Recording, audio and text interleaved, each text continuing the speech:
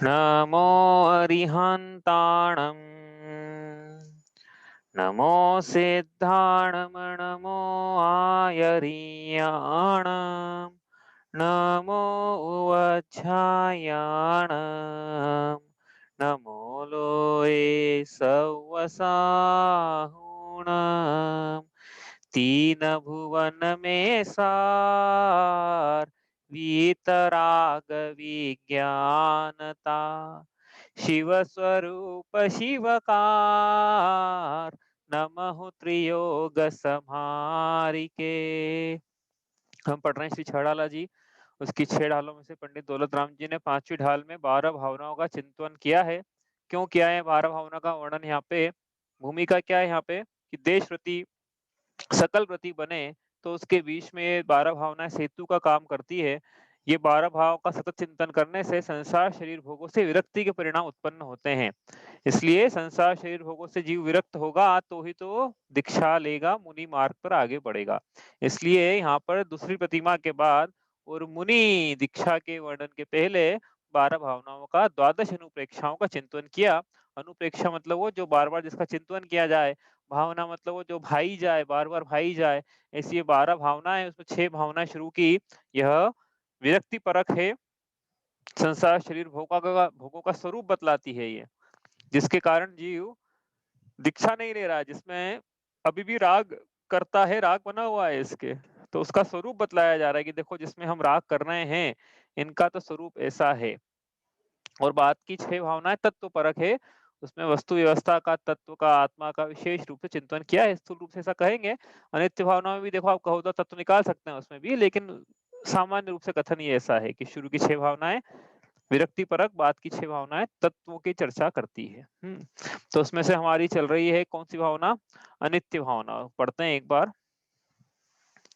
जो बन ग्रह गोधन नारी, हय गए जन आज्ञाकारी, इंद्रिय भोग छिन थाई, सुर धनु चपला चपलाई, सुर असुर खगाधिप जेते, मृग जो हरि काल दलेते, मणि मंत्र तंत्र बहु होई, मरते न बचावे कोई। तीसरा नंबर का छंद है इसमें नित्य भावना, चौथे नंबर के छंद में अशरण भावना। ऐसा 12 छंद है, एक एक भावना का वर्णन है। तो तीसरे छंद से अनित्य शुरू वर्णन भावना शुरू करें। इसके मतलब पहले के 2 छंदों में सिर्फ बताया, वहां पे प्रस्तावना थी अनुप्रेक्षा का क्या फल है, क्यों अनुप्रेक्षा मतलब वैराग्य की माता है, किस प्रकार से इसका वर्णन किया। और आखिरी के छंद में फिर मुनि कंक्लूजन है, मतलब एक तरह से। तो यहाँ पे हम वर्णन कर रहे हैं तीसरा छंद अनित्य भावना। क्या है अनित्य भावना का वर्णन में यहाँ क्या लिखा है? याद हो गया होगा, ये तो सबको याद होगा। मेरे को लगता है पहले से एक दो बार तो कम से कम पढ़ी ही होगी, ऐसा मुझे लगता है। कुछ नहीं, छड़ाला बल्ले नहीं पढ़ी हो जिन्होंने, ये 12 भावना तो पढ़ी होगी ये वाली, ऐसा मुझे लगता है। तो क्या कहना है यहाँ पे? यौवन, ग्रह, धन, पशुधन, नारी, घोड़ा, हाथी, आज्ञाकारी नौकर और इंद्रियों के विषय भोग, जिसमें यह जीव आसक्त है, यह तो सब क्षण भंगुर है, छिन थाई, क्षण में विनाश को प्राप्त होने वाले हैं, क्षण भंगुर है। किस प्रकार क्षण भंगुर है? उन्होंने उदाहरण दिया, जिस प्रकार इंद्रधनुष आकाश में थोड़ी देर के लिए निकलता है, क्षण भंगुर है। वो भी नहीं समझ में आएगी, हमने देखे नहीं इंद्रधनुष आज तक। तो आकाश में चमकने वाली बिजली जिस प्रकार चंचल है, चपल है, मतलब क्षण भंगुर है, उसी प्रकार यह भोग भी मतलब जो बतलाया है यहाँ पे, ये सब संयोग भी क्षण भंगुर है। तो यहाँ पे अनित्य भावना की चर्चा चल रही है। अब अनित्य भावना की चर्चा में हमने कल देखा था कि क्षण भंगुर कैसे कैसे क्षण भंगुर, कि भाई अनादि काल से अनंत काल तक इस आत्मा का अस्तित्व है। उसमें यदि ये 50 साल 70 साल के संयोग हो भी गए तो भी ये ऐसे हैं कि जैसे एक सागर में एक बूंद, कितना 1 सेकंड से भी क्षणभंगुर भी ज्यादा है देखा जाए तो। क्षण एक उस अनंत काल के आगे एक क्षण, जो हमने कल देखा था ना मैथमेटिक्स से, कि वो एक क्षण भी ज्यादा है। तो ये क्षण से भी थोड़े समय के लिए। तो यहाँ पे क्या बतला रहे हैं, क्यों बतला रहे हैं तो क्षणभंगुर है? कि भाई ये जीव जो है अनंत काल तक जो इसके साथ में है, उसका तो यह चिंतन नहीं करता, उसकी सुध नहीं लेता। और जो थोड़े से काल के लिए, एक क्षण के लिए इसके पास में आया है, उसी के विकल्पों में उलझा हुआ है।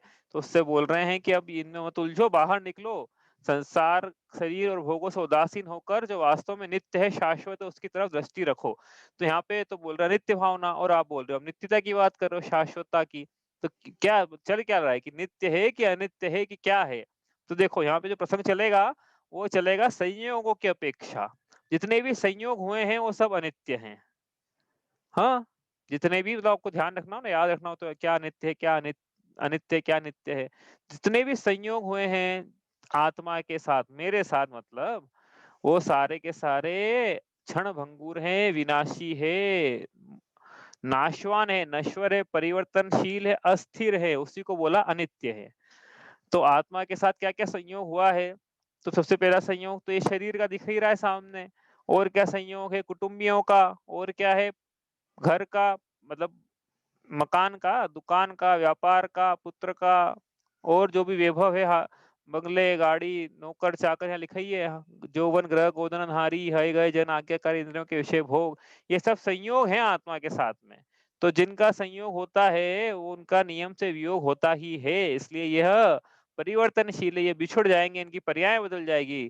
पर्याय कैसे बदल जाएगी कि पर्याय तो फिर हमारी भी बदल रही है, लेकिन हमारा हमसे वियोग नहीं होगा। भाई आत्मा का, मेरा मुझसे वियोग नहीं होगा, इसलिए मैं नित्य हूँ इस अपेक्षा से। लेकिन ये है, इन सबका संयोग जो है ये दूर हो जाएगा, बिछुड़ जाएंगे ये सब, इसलिए ये संयोग अनित्य है। तो समझ में आ रहा है ना, कौन नित्य और कौन अनित्य है, किस अपेक्षा से। नहीं तो आप बोलोगे दोनों ही तो नित्य, दोनों ही अनित्य है, तो यहाँ पे आप थोड़ा कंफ्यूजन क्रिएट हो रहा है। समझ में आ रहा है ना कंफ्यूजन क्या क्रिएट हो रहा है? भाई यहाँ पे अनित्य भावना चल रही है, और द्रव्य नित्य भी है और अनित्य भी है। तो यहाँ पे एक द्रव्य को आप अनित्य बोल रहे हो, जो यहाँ लिखे हुए सब जिनके नाम, उनको हम अनित्य बोल रहे हैं, और आत्मा को हम नित्य बोल रहे हैं। तो ये कैसे संभव है? कैसे, समझ में नहीं आ रहा चल क्या रहा। नित्य होना चल रही, पहली बात तो कंफ्यूजन ये है, उसमें आत्मा को नित्य बोल रहे हो, पहला कंफ्यूजन तो ये। दूसरा ये कि एक द्रव्य को नित्य बोला जा रहा है, दूसरे को नित्य बोला जा रहा है, दूसरा कंफ्यूजन ये। तो पहले दूसरे की बात करते हैं कि जो यहाँ पे संयोग प्राप्त हुए हैं वो अनित्य। कहने का मतलब ये आत्मा से जो जो भी संयोग हुआ है वो सब क्षणभंगुर है। सीधी सी बात है। और आत्मा का स्वयं से संयोग नहीं हुआ है। आत्मा तो है अनादिकाल, मैं हूँ अनादिकाल से, मेरा मुझसे संयोग नहीं हुआ है कि मैं अलग था, फिर मैं चेतना अलग थी, फिर मुझ में चेतना आई, या मुझ में ज्ञान आया, मुझ में दर्शन आया। अन्य मान्यताओं में बोलो ऐसा होता होगा, जैन दर्शन में ऐसा नहीं है। ज्ञान दर्शन मुझ में अनादिकाल से था, उसका संयोग मुझसे नहीं हुआ है, और चूंकि संयोग नहीं हुआ ज्ञान दर्शन का, इसलिए योग भी नहीं होगा। इसलिए यह तो मेरा मुझसे वियोग नहीं, इसलिए मैं नित्य हूँ, इस अपेक्षा से कह रहे हैं यहाँ पे।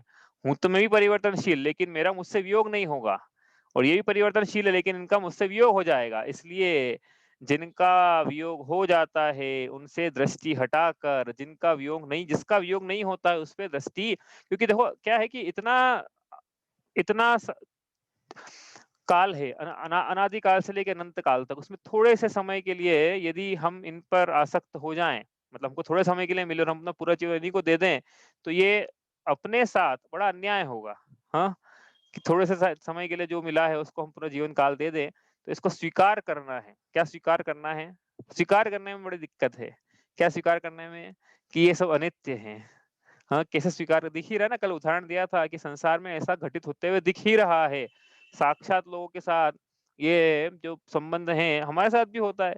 लोग, हमारे साथ कुछ और हुआ है, लोगों के साथ कुछ और हुआ है, बस ये अंतर है। तो जो लोगों के साथ हुआ है वो हमारे साथ भी होगा, जो हमारे साथ हुआ लोगों के साथ भी होगा। संसार का स्वरूप ही ऐसा है। इसलिए क्या है, कभी कुछ ऐसा घट जाए हमारे साथ में और बार बार हमको बड़ा अच्छा नहीं लगे कि हमारे साथ ऐसा वियोग कैसे हो गया, तो उस समय ये अनित्य भावना का चिंतन करना चाहिए। क्या चिंतन करना चाहिए? कि संसार का स्वरूप ही ऐसा है। भाई जिनका संयोग हुआ उनका वियोग होना ही है, संसार का स्वरूप ही ऐसा है। संसार दुख रूप ही है, संसार रहने लायक नहीं है, संसार छोड़ने लायक है, मोक्ष दशा ही पाने लायक है। निर्ग्रंथों का मार्ग हमें इसलिए प्राणों से प्यारा है। हाँ हाँ, ये वितराग दशा इसलिए सार है कि संसार दुख रूपी है, क्योंकि इसमें संयोग वियोग चलते रहते हैं। संयोग हुए तो उसमें हर्ष होता है, वियोग हुए तो उसमें फिर विषाद होता है, संसार का स्वरूप। इसलिए संसार रचने लायक नहीं है। ये इसलिए क्या है कि जब भी ऐसा याद सताए किसी की, कोई वियोग हो जाए किसी का, तो क्या करना है? संसार अनित्य भावना का स्मरण करना है कि संसार का स्वरूप ऐसा ही है। तीर्थंकरों के भी वियोग हुए हैं, इसलिए उन्होंने, तीर्थंकरों ने भी संसार को त्याग दिया। हाँ, तो हमारे भी यदि होए तो फिर हमें क्या करना चाहिए कि जिस पंथ गए भगवंत वही आचरिए, जिस पंथ में भगवान गए हैं, सब त्याग कर वस्त्र आभरण उसी को हम अपनाएं। तो यहाँ पे इसलिए मतलब वो क्या है, दूसरी प्रतिमा सारी ऐसी भावना भा रहा है कि सब अनित्य है, तो जिस पंथ पर भगवान गए हैं उसी पंथ पर हम आगे बढ़े। तो इस प्रकार से समझ में आया ना क्या नित्य है और क्या नित्य है। तो क्या नित्य है, हमारा आत्मा। अब आत्मा की यह नित्यता ली है, देखो इस प्रसंग में जो प्रसंग चल रहा है हमारा नित्य भावना का, इसमें आत्मा की तो नित्यता ली है, लेकिन पर पदार्थों की अनित्यता ली है। क्यों ली है, ऐसा क्यों किया है, संयोग की अपेक्षा। समझ में आ गया ना, एक एक सेंटेंस में बोले तो संयोगों की अपेक्षा पर पदार्थ अनित्य हैं और आत्मा नित्य है, क्योंकि आत्मा का संयोग नहीं हुआ आत्मा से, मुझसे मेरा संयोग नहीं हुआ है। ठीक है, ये बात छोटी छोटी सी बात है, ये तो आप बोलोगे क्या है, कहाँ पे कभी नित्य है कभी अनित्य है। ठीक है, तो क्या, वापस से एक बार अपन ने संयोग की अपेक्षा कथन लिए, अब अपन द्रव्य पर्याय की अपेक्षा से कथन करें तो क्या नित्य और क्या नित्य है। तो ये जो पर पदार्थ हैं, ये द्रव्य दृष्टि से सबके सब नित्य हैं, लेकिन पर्याय की दृष्टि से सारे पदार्थ अनित्य है। आत्मा भी पर्याय की दृष्टि से अनित्य है। वही अपन ने चिंतन किया था इसका, कि किस अपेक्षा से आत्मा नित्य है और किस अपेक्षा से आत्मा अनित्य है। देखो दूसरी ढाल में अपन ने किया था कि मैं जैसा था वैसा आज नहीं हूं और जैसा आज हूं वैसा कल नहीं रहूंगा। इसका मतलब पर्याय की अपेक्षा से मैं नश्वर हूं, मेरा नाश हो रहा है और नई पर्याय की उत्पत्ति हो रही है। लेकिन जो मैं था वही मैं हूं और जो मैं हूं वही मैं रहूंगा, मेरी सत्ता का नाश नहीं होगा, इस अपेक्षा से मैं नित्य हूं। तो मैं नित्य भी हूँ, मैं अनित्य भी हूँ। द्रव्य दृष्टि से आत्मा मतलब मैं स्वयं नित्य हूँ और पर्याय दृष्टि से मैं स्वयं अनित्य हूँ। ठीक है ना, ये बात समझ में आ रही ना। उत्पाद व्यय ध्रुव्य, तो नई पर्याय का उत्पाद पुरानी पर्याय का व्यय, लेकिन किस में हुआ, ये द्रव्य में हुआ, तो द्रव्य ध्रुव्य रहा, द्रव्य की सत्ता का नाश नहीं हुआ, उसकी पर्याय जरूर बदल गई। ठीक है, इसी प्रकार आत्मा का अस्तित्व अनादिकाल से, मेरा अस्तित्व अनादिकाल से था, अनंत काल तक रहेगा। द्रव्य अपेक्षा से मैं नित्य हूँ, लेकिन प्रति समय नए नई पर्याय का उत्पाद और पुरानी पर्याय का व्यय हो रहा है, इसलिए पर्याय अपेक्षा से आत्मा अनित्य है। ठीक है, तो ये आत्मा में मैंने जैसा लगाया वैसे ही हर द्रव्यों में लगाना है। अब यहाँ पे हमारे प्रसंग में लेकिन क्या प्रकरण चल रहा है कि हमारे प्रसंग में हमें जब जो संयोग हैं उनमें यहाँ पे बात करिए पर्यायों की, कि वो जो पर्याय है वो अनित्य है। हमारा हमारा उस पे स्वामित्व बना, उदाहरण के लिए वो अनित्य है, उनकी ऐसी पर्याय है कि हम उनके स्वामी हैं, या हमारी ऐसी उनकी ऐसी दशा की उनका हमारे साथ संयोग है, तो वो अनित्यता को लिए हुए है। लेकिन आत्मा स्वयं ध्रुव है, वो नित्यता को लिए हुए, ऐसा यहाँ पे बतलाया जा रहा है। ठीक है, तो यहाँ पे क्या कह रहे हैं, देखो बात निकलेंगे अब, बिल्कुल बिल्कुल गहरी छलांग लगाएं इसमें, तो बात ये निकालेंगे यहाँ से कि इसलिए पर्यायों से दृष्टि हटाना है और किस पर रखना है। पर्याय जो पर इन द्रव्यों की पर्याय हैं इनसे दृष्टि हटाएं, और हमारी भी ऐसी पर्याय है जी कि हम उनके स्वामी हैं, इस पर्याय से भी दृष्टि हटाएं। तो किस पे रखें, पर्यायों के पार जो त्रिकाली ध्रुव स्वयं चेतन भगवान आत्मा है उस पे दृष्टि रखें, कहने का मतलब यह था यहाँ पे। ठीक है, क्योंकि देखो नित्य सभी पदार्थ द्रव्य अपेक्षा से नित्य, पर्याय अपेक्षा से अनित्य है, लेकिन उन यहाँ पे क्या बात कर रहे हैं कि संयोग की अपेक्षा वो जो पर्याय है वो अनित्य है, तो उनसे दृष्टि हटाएं। या फिर हमारी भी ऐसे ऐसी पर्याय जिनमें उनका संयोग प्राप्त हुआ है, उन पर्यायों से दृष्टि हटाएं और हम अपने स्वयं पर दृष्टि रखें। पर की पर पे द्रव्य दृष्टि नहीं रख पाएंगे हम, क्योंकि पर तो वैसे ही बदलने वाले हैं। तो स्वयं स्वयं आत्मा के लिए द्रव्य दृष्टि रखें। ठीक है, ऐसा लिखा है, शायद जयचंद जी छावड़ा की है 12 भावना। द्रव्य रूप करी सर्वथिर, परय थिर है कौन, द्रव्य दृष्टिया पालखो, परय नय करी गौन। बताओ भाई को क्या क्या अर्थ हुआ, इसको बताना चाहता है। द्रव्य रूप करी सर्व थिर, परय थिर है कौन, द्रव्य दृष्टि आपा लखो, परय नय करी गौन। ऐसी आपने कभी सुनी होगी 12 होना जयचंद जी की। तो क्या कह रहे हैं यहाँ पे कि द्रव्य रूप से तो सभी स्थिर है, द्रव्य रूप करी सर्व स्थिर, तो ये द्रव्य अपेक्षा से तो सभी स्थिर है। पर्याय स्थिर है कौन, पर्याय से तो कोई भी स्थिर नहीं है। इसलिए क्या करें, द्रव्य दृष्टि आपा रखो, अपने आप में द्रव्य की दृष्टि रखो, अपने आप को स्वयं बना बनाया भगवान देखो। और पर्याय नए करी गौण, पर्यायों को गौण कर दो, पर्याय नए को गौण कर, द्रव्य, द्रव्यार्थिक नय, पर्यायार्थिक नय, ऐसे भी दो नय पढ़े हमने, इसमें तो नहीं पढ़े हमने, लेकिन होते हैं, मतलब शॉर्ट में देखा था हमने कि ऐसे भी दो नय होते हैं। तो पर्याय की दृष्टि को गौण कर दो, तो ये जो आत्मा को पर्याय दृष्टि से देखते हैं ना, देखो सुनो आगम में क्या लिखा है, जो आत्मा को पर्याय की दृष्टि से देखते हैं उनके लिए नाम लिखा है पर्याय मूढ़। पर्याय मूढ़ मतलब पर्याय दृष्टि, पर्याय दृष्टि मतलब मिथ्या दृष्टि, पर्याय मूढ़ जड़मति, पहले गुण स्थान वर्ती, ऐसा लिखा हुआ है शास्त्रों में उसके लिए। तो पर्याय, जिसकी दृष्टि पर्यायों पर है, आत्मा आत्मा की पर्यायों पर है, वो पर्याय मूढ़ है, वो मिथ्या दृष्टि है। इसलिए यहाँ लिखा है कि द्रव्य दृष्टि आपा लखो अपनी, ये तो क्या डिप्रेशन हो जाएगा जीव को, जीव के अरे सब अनित्य हैं, तो संसार में कुछ फिर बचे ही क्या करने के लिए। तो बता रहे ना जो नित्य है उस पे दृष्टि रखना है, यही पुरुषार्थ है, यही करना है, यही करने लायक है। इसलिए क्या है, जीव स्वयं पर दृष्टि रखे, परम शुद्ध निश्चय नय से यह जीव पर्यायों से पार बना बनाया त्रिकाली ध्रुव शाश्वत भगवान आत्मा बना हुआ है, उस पर दृष्टि रखना है। कहने का मतलब यहाँ पे ये है। इसलिए पर्यायों से, पर्यायों के एक भजन वो भी है ना, भजन भी है, पर्यायों के पार, पर्यायों के पार त्रिकाली ध्रुव का सदा सहारा है, पर्यायों के पार, पर्यायों के पार सदा त्रिकाली ध्रुव का सदा सहारा है, दिगंबर वेश न्यारा है, निर्ग्रंथों का मार्ग हमको प्राणों से भी प्यारा है। तो ये भावना भरा है कि निर्ग्रंथों का मार्ग मेरे लिए प्राणों से भी प्यारा है, क्योंकि इसको स्वयं निर्ग्रंथ दीक्षा लेना है, अभी 12 छंद बाद ले लेगा ये दीक्षा।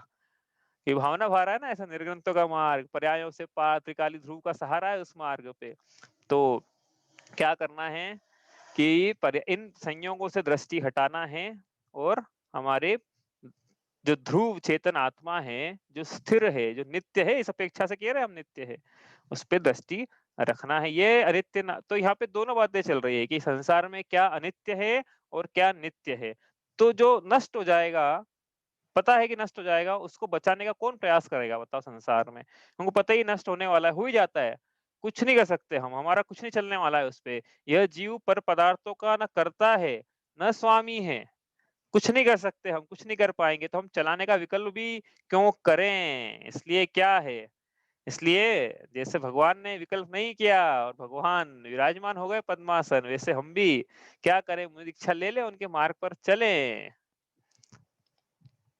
हस्त हस्त युगल जिनवर कहे पर का करता होय, हस्त युगल जिनवर कहे पर का करता होय, ऐसी मिथ्या बुद्धि से ही भ्रमण चतुर गति होय, आते पद्मासन विराजे जिनवर झलके शांति अपार। क्या क्या बोल रहे हैं यहाँ पे कि मैं पर का, भगवान की मुद्रा ये बतला रहे, हाथ पे हाथ धर के बैठे हैं भगवान, हाथ पे हाथ, जैसे बोलते हैं ना लोग में, हाथ पे हाथ धर के बैठ गए, कुछ काम ही नहीं है। तो ये भगवान भी हमारे हाथ पे हाथ धर के बैठे हैं, कुछ काम नहीं है पर का कुछ काम नहीं है हमको। तो क्योंकि वो क्या है आगे लिखा ना, कि पर का ऐसी बुद्धि होने से कि मैं पर का करता हूँ, ऐसी बुद्धि होने से चार गति में भ्रमण होता है। इसलिए भगवान तो पद्मासन मुद्रा में हाथ पे हाथ धरकर बैठे हैं, ऐसे करना कुछ शेष रहा न जैसे, ऐसी मुद्रा है भगवान की। वो संदेश दे रही है अपने आप में कि मैं पर का करता नहीं हूँ, मैंने आंखें मीच ली है, संसार में देखने लायक कुछ नहीं है, आंखें संसार से बंद है मेरी, स्वयं के अंदर की तरफ खुली हुई है, बाहर की तरफ बंद है। भगवान के चरण कमल संदेश दे रहे हैं कि पूरा संसार घूम लिया, कहीं कुछ सार नजर नहीं आया, निज आत्म तत्व ही सार, वही नजर आया संसार में। ऐसे भगवान के दर्शन करना हो, आप जाओ तो करे ही होंगे आपने, जिन्होंने अब आप भगवान की मुद्रा देख के भगवान के जो अंग अंग है वो संदेश दे रहे हैं, इसका किसका, संसार की क्षण भंगुरता का और पर में कर्ता बुद्धि न होने का, यह संदेश दे रहे हैं। तो यहाँ पे क्या दिख रहा है नित्य भावना में कि हम पर के कर्ता नहीं हैं, तो हमारी कर्ता बुद्धि कि हम हैं, तो ये तो चार चतुर्गति होने का कारण है। ठीक है, तो ये नित्य भावना यहाँ पे हम पढ़ रहे हैं इस प्रकार से।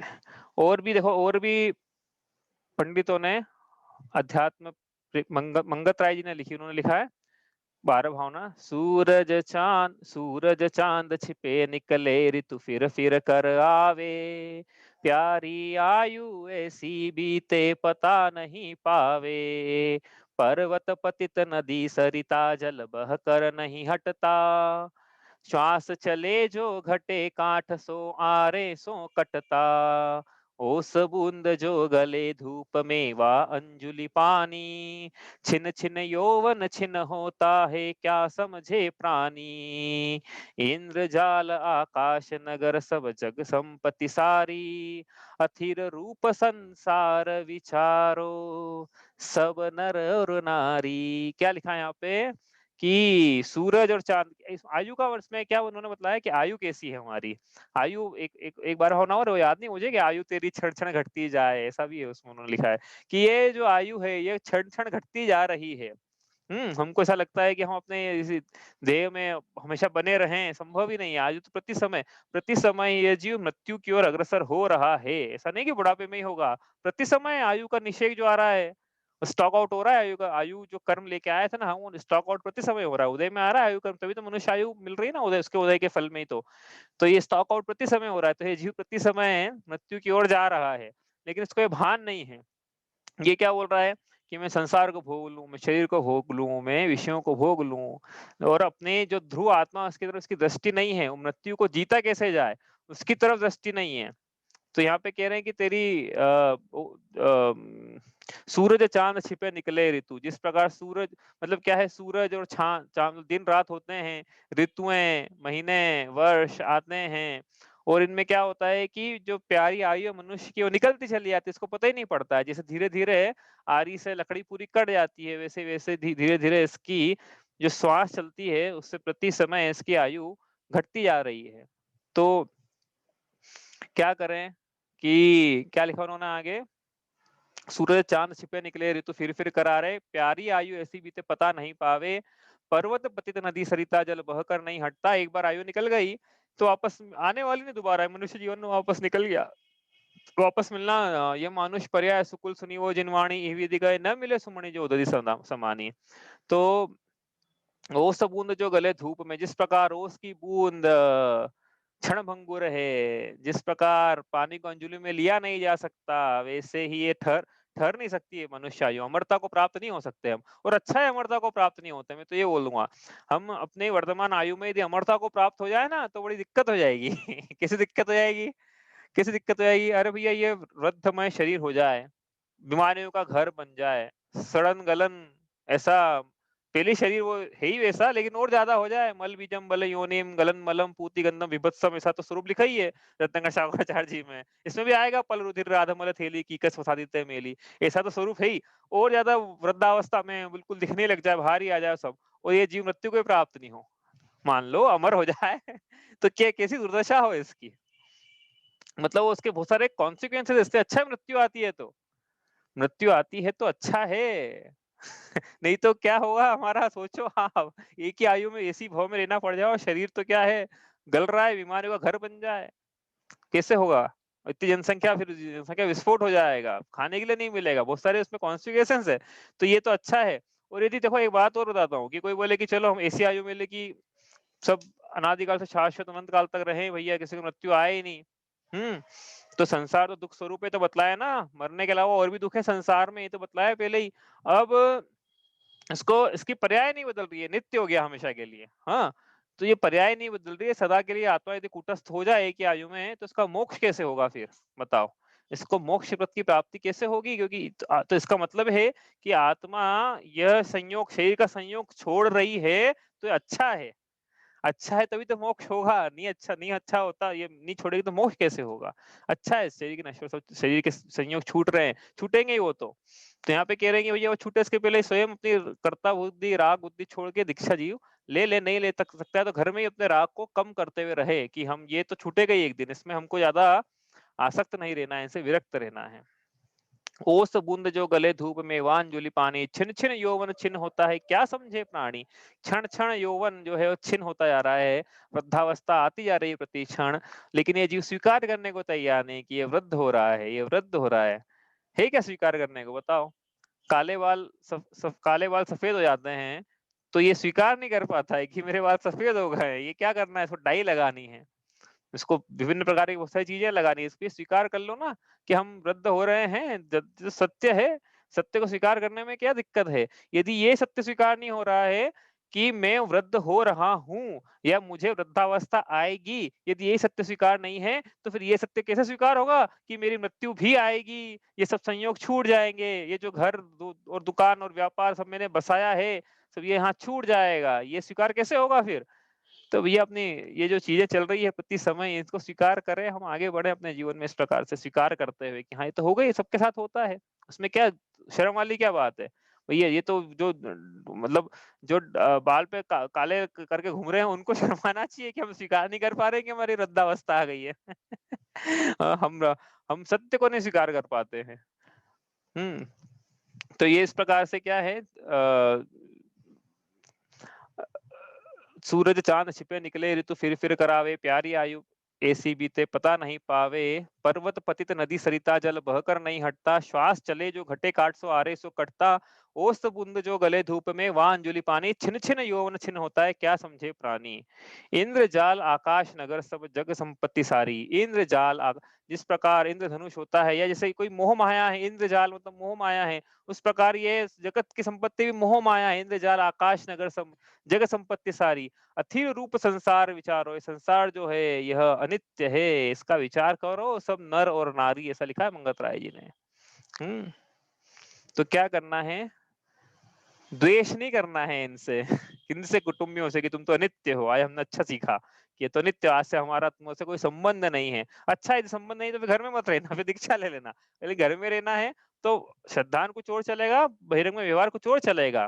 किस प्रकार चलता है, गेही पे ग्रह में न रचे जो जल्दे भिन्न कमल, नगर नारी को प्यार यथा, जिस प्रकार नगर नारी का प्यार होता है उस प्रकार से व्यवहार चलेगा। वो बात एक अलग है, लेकिन श्रद्धांत तो इसका ये है कि ये इनका जो संयोग है यह अनित्य है, लेकिन मेरा मुझसे जो मेरा हेपना है वो मेरे साथ नित्य है। अक्षय है शाश्वत है आत्मा, क्या है शाश्वत? अक्षय है शाश्वत है आत्मा, निर्मल ज्ञान स्वभावी है, जो कुछ बाहर है सब पर है, कर्माधीन विनाशी है। जो भी बाहर है सब पर है, कर्मों के अधीन है और सब विनाशिक है। और अक्षय क्या है? अक्षय है, शाश्वत है आत्मा, निर्मल ज्ञान स्वभावी है। निर्मल ज्ञान स्वभावी शाश्वत रूप से है। हम तो ये कह रहे पर्यायों से पार, निर्मल ज्ञान, हम तो सदा सुशुद्ध ज्ञान वाले हैं, पर्यायों से पार शाश्वत हैं। हाँ, पर्याय दृष्टि आत्मा में ही रखनी है, पर्याय दृष्टि पर पे रखना है, स्वयं पे द्रव्य दृष्टि। मतलब कहना क्या मतलब है कि सबके संयोग वियोग को प्राप्त हो जाएंगे, इसलिए ऐसी पर्याय दृष्टि उन पे है, संयोग की अपेक्षा से कहने का मतलब ये है। ठीक है, तो ये इस प्रकार से यहाँ पे हम पढ़ रहे हैं अनित्य भावना। नए सुखदास जी ने बहुत बड़ी 12 भावना लिखी है, 30-40 पेज की 12 भावना है उसमें। वो देखो उन्होंने बहुत बढ़िया लिखा है, जितना मेरे को याद है उसमें से अपन देखते हैं।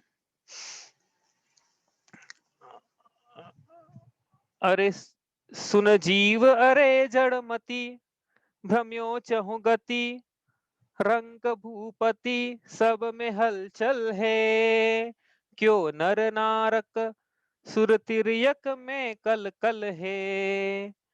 सुनना ध्यान से, देखो हो सकता है अपन पूरा अर्थ नहीं कर पाए, आपको समझ में आ जाएगा लेकिन आसान हिंदी में है। क्यों धन यौवन जीवन विषय, दांत क्यों चसे, हाड़ क्यों चसे, तालुआ फाटे, क्यों भ्रम भ्रम भारन है तो स्वान सम चाटे। क्यों तू, जैसे कुत्ते की प्रवृत्ति होती है ना चाटने की, वैसे क्यों चाट रहा है तू इन सबको, ऐसा कहना चाह रहे हैं यहाँ पे। सब अब कोई बोले ना, कल प्रसंग आया था कि भैया जो कुटुंबी जब इन योग को प्राप्त होंगे तब होंगे, जब तक है तब तक तो साथ में रहने दो। तो उसका उत्तर, सब सगे संगति प्यारे, हो जाएंगे तुमसे न्यारे, जो सूखे तरुअर डारे, उड़ जाए पंछी रखवारे। जिस प्रकार पर जो हरा भरा पेड़ उसी पे पंछी आते हैं, ये सूख जाता है पेड़ तो सूखे पेड़ की तो छाया भी ठीक से नहीं पड़ती है, सूखे पेड़ की तो छाया भी उसका साथ छोड़ देती है। इसी प्रकार है जीव, जब तू तेरे से जब तक जीवों की स्वार्थ सिद्धि हो रही, तब तक वो तेरे पास में आ रहे हैं, लेकिन जब तेरे पास देने के लिए कुछ नहीं है, तब कुटुंबी साथ छोड़ देंगे, ऐसा ही अनित्य भावना में नैन सुखदास जी कह रहे हैं। सब सगे संगति प्या जीते जी मतलब ऐसा नहीं कि मरने के बाद वियोग को प्राप्त होंगे, जीते जी सब सगे संगति प्यारे हो जाएंगे तुमसे न्यारे, जो सूखे तरुअर डारे उड़ जाए पंछी रखवारे। अब सुनना आगे। जो नीर सुन वीर न आवे तीर, पशु बट गीर तजे सब नेहा, बिन स्वार्थ पूछे कौन तजे थके जब देहा, बिन स्वार्थ पूछे कौन थके जब देहा। जिस प्रकार नदी में जब पानी होता है तभी नदी के पास में पशु आते हैं, राहगीर आते हैं, जब सूख जाती है नदी तो कोई नहीं आता है, वैसे ही जब शरीर से स्वार्थ सिद्धि होती है कुटुंबियों की, तब तो आते हैं पास में, लेकिन जब स्वार्थ की सिद्धि होती हुई नहीं दिखती है माता पिता से या पुत्र से, तो उसको क्या करते हैं, सबको पता है क्या किया जाता है, छोड़ दिया जाता है उनको। कुछ भी नहीं, मतलब उनके लिए कुछ स्नेह खत्म है, प्रीति खत्म हो गई, हमारी स्वार्थ की सिद्धि नहीं हो रही है अब आपसे, कितना करें अब हम। तो ये संसार का स्वरूप है ऐसा, कि जीते जी छोड़, ऐसा नहीं कि मरने के बाद। हे नदी नाव संयोग कुटुंब के लोग, कर्म के जोग से हो रहे भेले, दो एक दिन के मेहमान फिर अकेले। ये जो कुटुंबी हैं, ये तो कर्म के संयोग से भेले हो रहे हैं, दो एक दिन के मेहमान हैं, फिर तो हम एकत्व भावना पढ़ेंगे, हम तो एकाकी एकत्व लिए हैं। इन कुटुंबियों का क्या होगा लेकिन, निज निज करनी अनुसारे, चहु गति के पंथ पसारे, पर सब थक गए था मन हारे, पर हो गए हमसे न्यारे। कि हमने जिसका थामन, जिसको थाम के रखा था, या हमने हमने जिसको थाम के रखा था, जिसने हमको थाम रखा था, वो हमसे न्यारा हो गया, रोक नहीं पाए हम उनको। ये नित्य भावना बतला रही है यहाँ पे कि हम नहीं रोक पाएंगे, न वो रुकेंगे, ना हम रोक पाएंगे। ये नित्य भावना है, संसार का स्वरूप ही ऐसा है। संसार का बात क्या करनी है नित्य भावना में, संसार का स्वरूप ही ऐसा है, इसलिए संसार को त्यागो, इसमें सुख नहीं है रंच मात्र भी, दुखों का भंडार है ये, आत्मा सुखों का भंडार है, इसलिए अनित्य का छोड़ो, नित्य को अपनाओ, पर्यायों को छोड़ो और द्रव्य दृष्टि रखो। हो हो कष्ट, जब उदय हो कष्ट इंद्रियां भ्रष्ट, भोग हो नष्ट बिखर जब जावे, होंगे अनंत परमाणु पता नहीं पावे। शरीर का क्या होगा, होंगे अनंत परमाणु पता नहीं पावे। कोई देगा दब जमी में दाब, कोई ले चाव नहीं रहे नहीं ताव, ते फिर जलावे। इंद्र चंद्र धर्णेन्द्र की कोई पार न बसावे। कोई इसको जमी शरीर को क्या करेंगे, कोई जमी में दाब देगा, कोई चबा लेगा, पारसियों में होता है ना, या फिर कोई जलाएगा, जमी में दाब देगा। कोई दूसरी दूसरी जगह, कोई कोई परिजन जो है वो दूसरी जगह पार बसाने आने वाला नहीं है, इसलिए परिजनों का मोह छोड़िए। और ये जब मृत्यु आएगी तब भी कोई बचाने वाला, अशरण भावना में पढ़ेंगे इसको, क्या कोट किले रखवारे, क्या मात पिता परवारे, सब मंत्र तंत्र कर हारे, वेद्यों ने सिर दे मारे। कोई कोट किला परवारा बचाने नहीं आया, माता पिता बचाने के लिए नहीं आए, वेद्यों ने सरेंडर कर दिया कि इन्हें दुआ की नहीं जरूरत, दवा की नहीं दुआ की जरूरत, सरेंडर कर दिया। कोई मणि मंत्र तंत्र कुछ काम नहीं आए, वेद्यों ने सिर दे मारे। कहे नयनानंद सार, अब सुनो सार की बात, नयन सुधा जी कह रहे हैं, सार की बात सुन लो भैया, अब एक लाइन में। कहे नयनानंद सार, तू दे धिकार, अनंत संसार अनित्य स्मरणा। क्या कह रहे हैं कि हे जीव, तू अनंत संसार को धिक्कार दे, अब छोड़ दे संसार, शरीर कुटुंबियों को छोड़ दे, परिजनों को छोड़ दे और दीक्षा ले ले, संसार मोक्ष मार्ग पे आगे बढ़। जिस अवस्था में तू है उस अवस्था से आगे बढ़। यदि सम्यक दर्शन नहीं तो सम्यक दर्शन को प्राप्त कर, सम्यक दर्शन है तो पहली प्रतिमा तो दूसरी प्रतिमा, दूसरी प्रतिमा है तो आगे बढ़, ये कहना चाह रहे हैं यहाँ पे। कहे नहीं नानंद सार तू दे धिक्कार, सकल संसार अनित्य स्मरणा। अब लिया सिद्ध परमेष्टि तुम्हारा सरना, अजी में चेतन चिद रूप चिदानंद रूप, जगत दुख कूप। जगत तो दुख का कुआं है, जगत दुख कूप, तो मुझे क्या, मैं क्या करूं फिर अब? संसार दुख का कुआं है तो मुझे क्या करना। अब लिया सिद्ध परमेष्टि तुम्हारा सरना। अब पंच परमेष्टि की शरण लो, व्यवहार से और निश्चय से आत्मा की शरण लो। कहने का मतलब यहाँ पे ये है कि लिया सिद्ध परमेष्टि तुम्हारा सरना। इस प्रकार ये हमने अनित्य भावना का चिंतन इसमें किया है। आपका कोई विचार हो तो आप कल आप लेके आना, अपन स्टार्टिंग में आपके कोई विचार कोई बोल कि इसमें ये भी अपन चिंतन कर सकते हैं, तो आप लिख के लाना, अपन विचार करेंगे और फिर अशरण भावना कल शुरू करेंगे। ठीक है, कोई प्रश्न है इसका, इसमें किसी का? चलिए इतना ही करते हैं। स्याद्वाद नए षट द्रव्य गुण परयाय और प्रमाण का, जड़ कर्म चेतन बंध का, अरु कर्म के अवसान का। कह कर स्वरूप यथार्थ जग का, जो किया उपकार है, उसके लिए जिन वाणी माँ को वंदना शत बार है, वंदना शत बार है।